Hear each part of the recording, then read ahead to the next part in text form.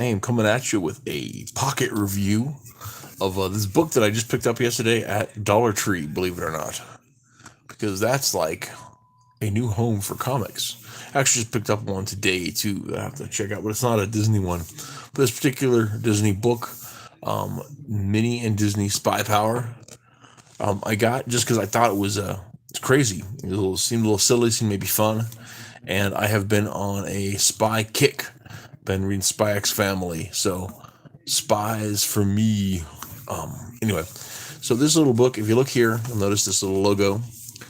Peachtree Playthings. They have been producing remarket Disney comics for a spell, and that's kind of how that's been going. But they've been available at Walmart. They've been available at Dollar Tree. I'm not sure where else, but they are $1, $1.25, something like that. They're on heavy paper, glossy magazine stock. It's high quality stuff, guys, for cheap. So on this. Now, anyway, this comic, I believe, was originally produced for the Italian market. And the reason I think so is if you look at the back here, right, look at those. Valentina Camerini, Riccardo Pesce, Gaeta, Peristinoto. Yeah. So I think they are Italian. And that's fine. It's interesting how Europe is still making Disney comics, Disney character comics, when we in America kind of are not. And that's an interesting thing, even though this has been produced for. The other thing I think is really cool is looking at the tweaks to the character designs. They are classic. They are recognizable. But there's also been stuff that make it more modern for a young audience. And so you've Minnie, for example.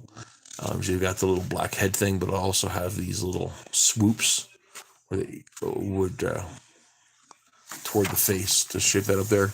It's got these barrettes in her hair.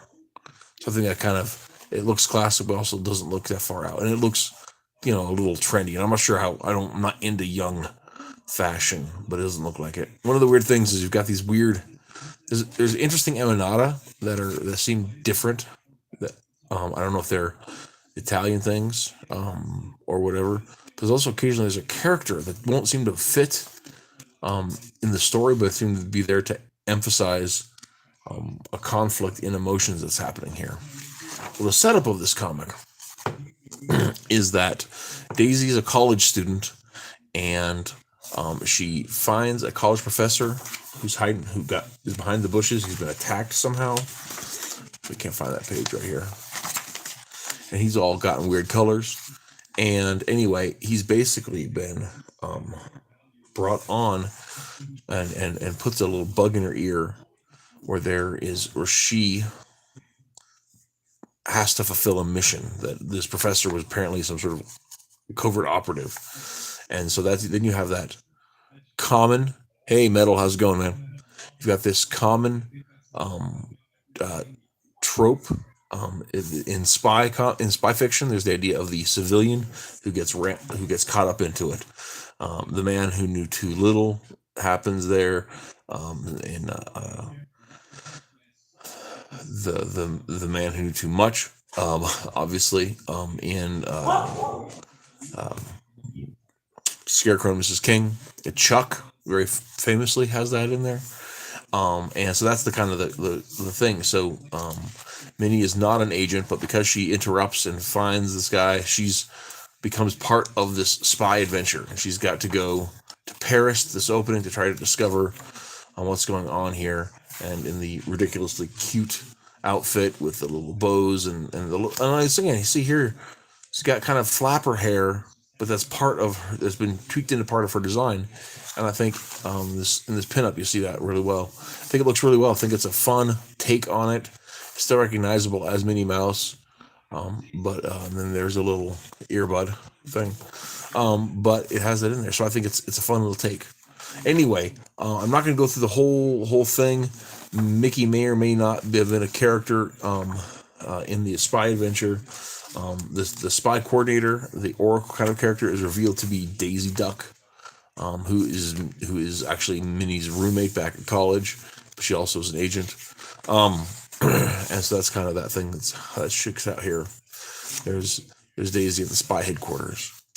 Um, it's just fun. It's silly. It's not as you might imagine a funny animal spy comic to be. It's silly, a lot of silliness, and it was really crazy for $1. So I think $1.25 is what I actually paid for it. It's fun to see, and I wanted to go ahead and do a review on it because it also is very cute. I think it's something that would really appeal to little girls in a way that doesn't talk down to them. It doesn't scrimp on the action for being a spy action story. It still has all that in there, and it is really a fun story. It's supposed to be continued.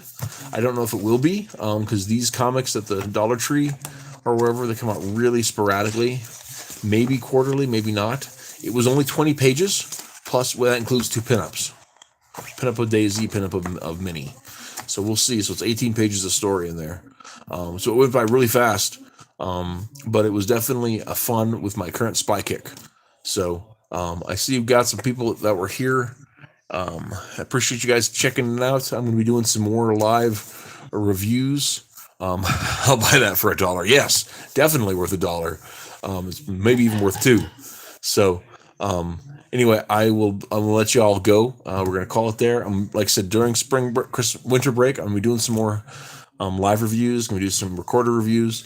I'm going to be doing an in-depth on Tyler Carpenter's Girl with Megafist Volume 1.